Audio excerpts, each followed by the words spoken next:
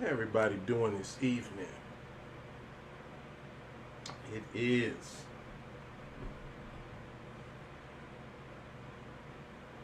Tuesday, October 19th. It's 21:16 hours, 9:16 p.m. I want to talk about this damaged relationship. I want to talk about this damaged relationship between the African American community and the police department. And I'm not gonna go way back to um, chattel slavery days. We're gonna go to Reconstruction. We're gonna go to the Civil Rights era. So we're looking at the about 50 years ago. No, about 70 years ago. So we're gonna go a little older than myself. So we're going about 70 years. All right. During the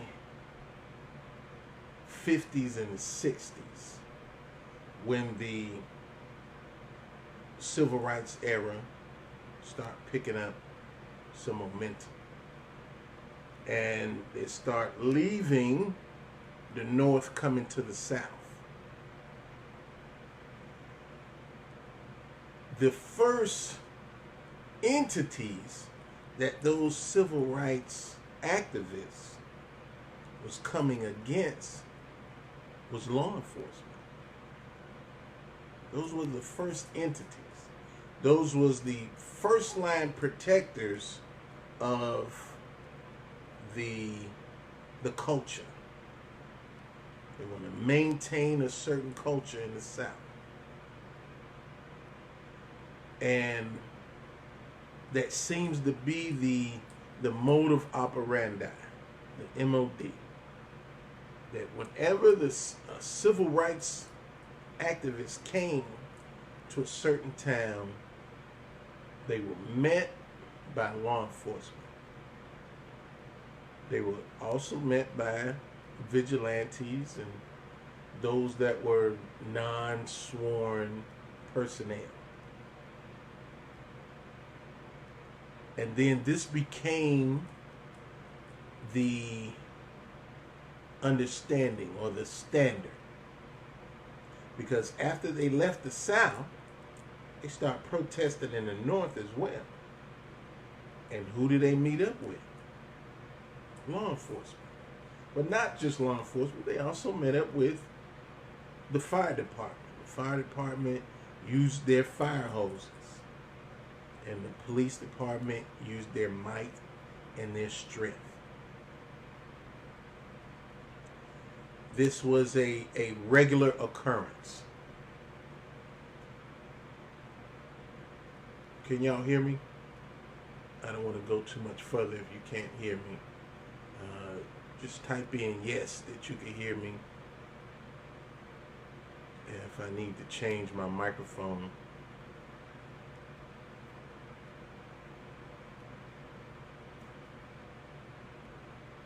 If you can hear me, just type in yes, I can hear you. All right, appreciate that. Thank you, Alexander. All right. Now, over the years, thank you. Thank you, Goddess. Appreciate that, Charles. Over the years, you would see that this relationship did not get any better between the African American community and the police departments. The police was on the front lines of controlling the civil rights movement. Not equal rights, civil rights. Just to be treated in a civil manner. Just to be considered. You have various activists out there trying to be considered to be treated as a human under the circumstances.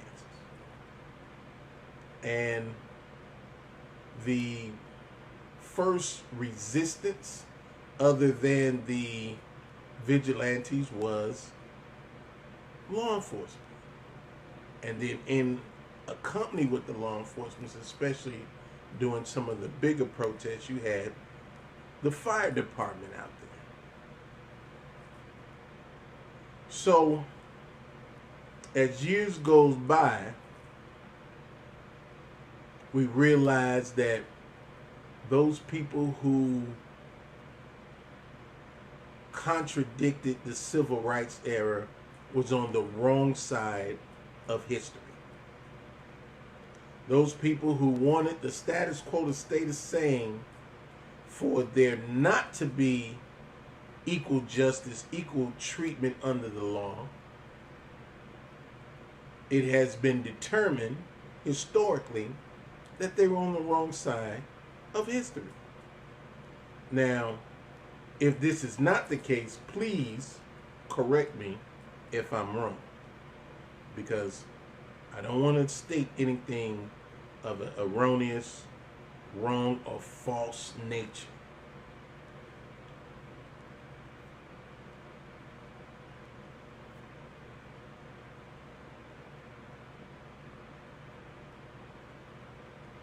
Now,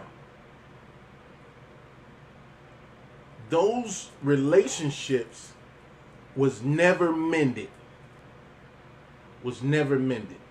Sure, there was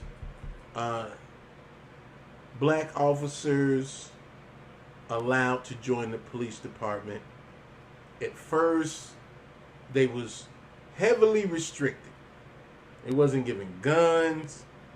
They only had the ability or the authorization to arrest black people, not white people, that broke the law. So it was never an apology. It was never a mending that took place. Not to my knowledge. If there was, again, please correct me. Even to this day, there has never been an apology and a correcting of that behavior under those circumstances. This is why a lot of your communities don't trust law enforcement. And then with a lot of the current behavior, it only exemplifies the reason why there is a distrust. Now, I understand that there are plenty of people that break the law, that go afoul of the law, and the law needs to do what the law does. At the same time, there are way too many casualties, because it's looked upon as an us against them. Typically, there is a right against wrong, good against evil. But it's fast and loose when it comes to certain communities. There has been billions of dollars in lawsuit payouts because of misconduct, mistreatment, and mistakes made by law enforcement with the black community, with the African American community. Black is a color, so we're going to go with the continental identification. So with the African American community, there's been a lot of misconduct, a lot of mistakes, a lot of missteps. And it seems like the only apology apology is the lawsuits, is the money. Well, money can never replace a life. Can never replace a life. First. Second, when will the powers that be reach back out to the community, acknowledge those missteps, mistakes, and mistreatments, and alter the actions going forward? Because right now there hasn't been any real changes in the laws when it comes to law enforcement. Now, mind you, there are those who have been identified as bad officers. They've committed crimes and they've been convicted. This is what's supposed to happen. Not them being protected under the law or behind the law.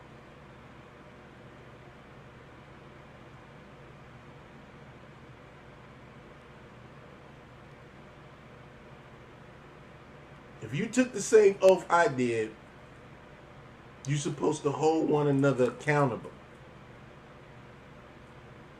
Under the requirements and the standards of the law. So, when will the department reach out and say, we recognize our part in this bad relationship? Because we know in relationships, there's two. It's a relay. It's a back and forth. And in this relationship,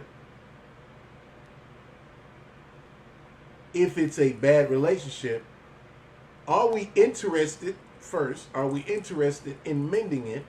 And if so, what steps are we going to take to mend it?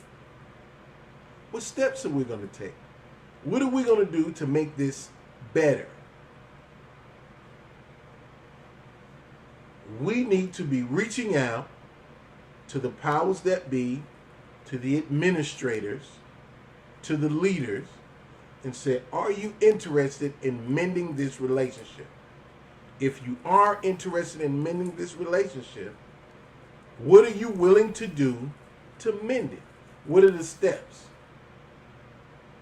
Now, I'm all for an apology and all of that, but I'm more for actions going forward that will not reproduce the previous actions. That's what I'm more interested in. What can we do as the enforcers of the community, or as those that's in charge? Because most of the time, your officers, your street officers, they're either following orders or they're following the modus operandi, the culture. And until the culture changes, nothing is going to change. The culture has to change. And those of us that is aware of the culture and how it can change for the better, we need to be in conversation with those that's in charge of the culture. Because there's a lot of people out there that want certain things, but they're not aware of the details, the nuances, the intricacies of how it can work.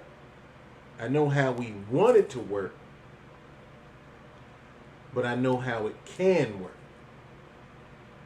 And when it works how it can work, because there's other things involved that the average person is not aware of.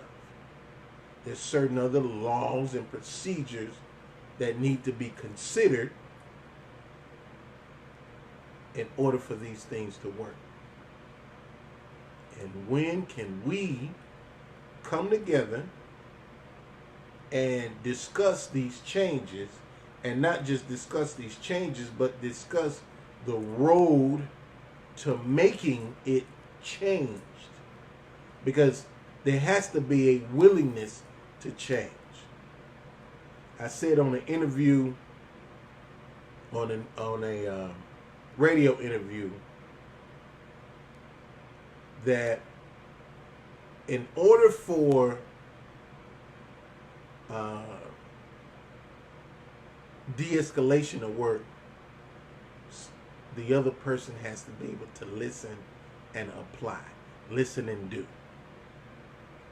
But when you refuse to apply de-escalation and only use your position to escalate a situation to be able to cover your actions, then you become a menace to the community.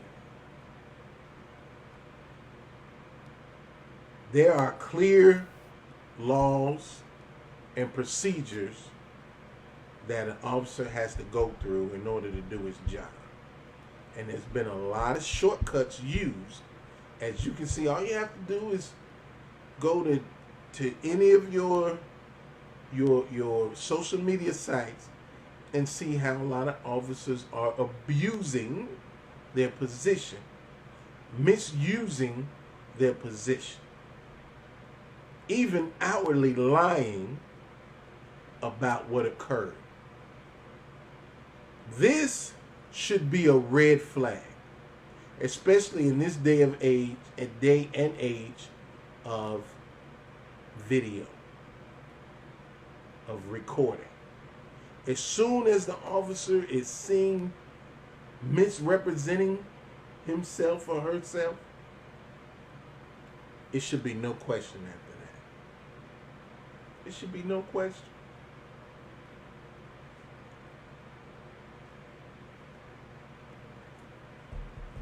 We need to use the laws that we have on the books. I know a lot of people say, oh, these officers need to be retrained. A lot of them are giving great training. But what occurs after the great training is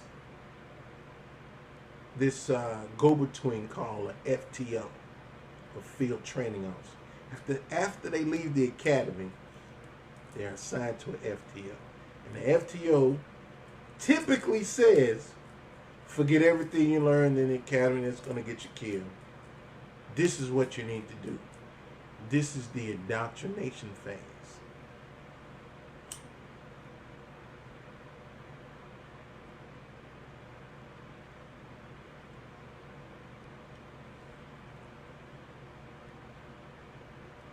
This indoctrination phase is where things go awry, and problems occur.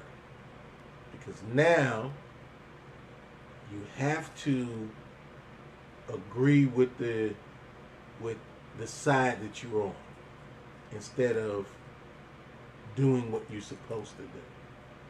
And a lot of officers feel a lot of pressure.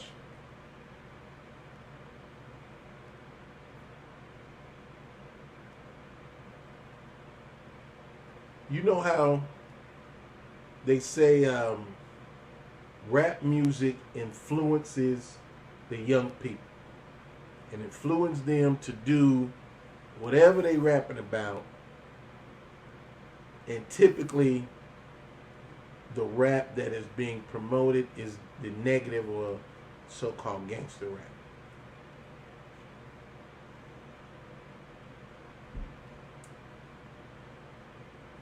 Well, they're not the only people being influenced. If you watch police shows, a lot of these police shows will forego the Constitution in order to solve the crime, especially if there's some type of urgency. They cut corners. They lie, misrepresent themselves in the name of justice. But that's not justice. It's not justice. Because if you look at the Innocence Project, there's so many people being exonerated because of officers doing shortcuts, denying persons their constitutional rights.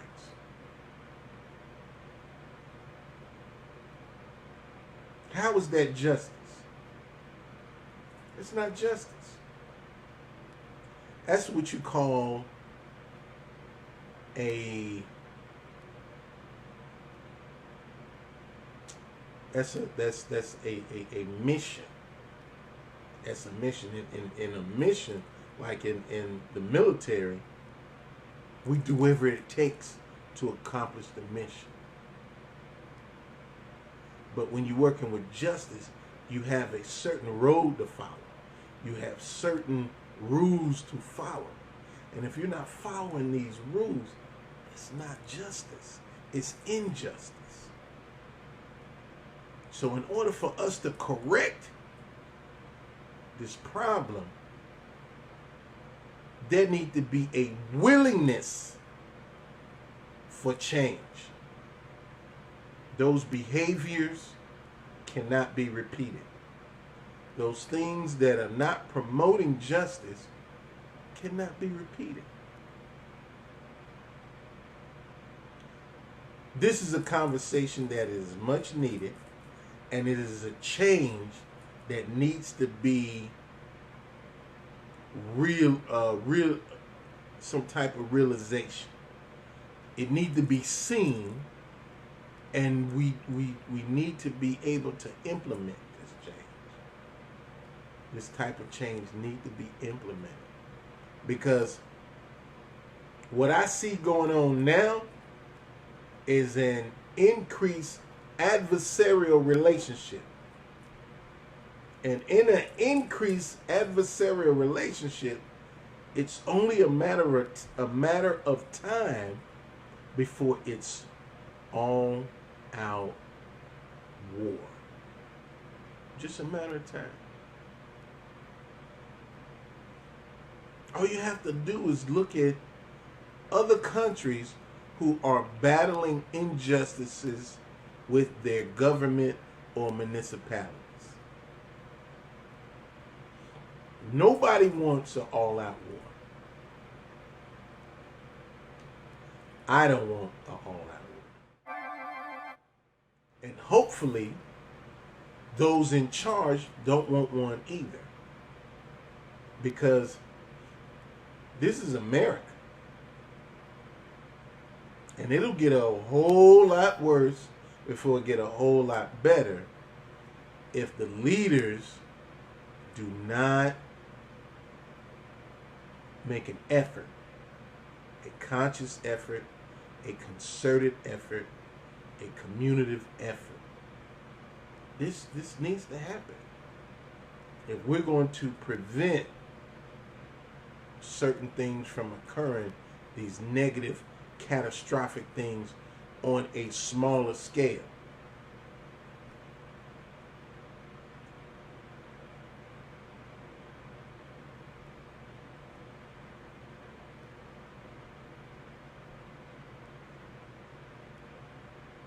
This is a part 2 to what I was talking about a few days ago in reference to what we need to do internally. Now, this is an external factor. This is a part of the immune system for the culture. We're going to fight some internal issues, and then we're going to fight some external issues. But we need to be in agreement that these are both issues that need to be fought and worthy of us standing on it and presenting it. All of the organizations, the grassroots organizations that's out there, all of the national organizations that's out there. We need actual change, not symbolic change. We need actual change, because without actual change, things are going to keep repeating themselves, and that keg is going to blow. We don't want that keg to blow. We don't want to be like the second and the third world countries. We're supposed to be an intelligent nation, and we should be able to solve these problems intelligently.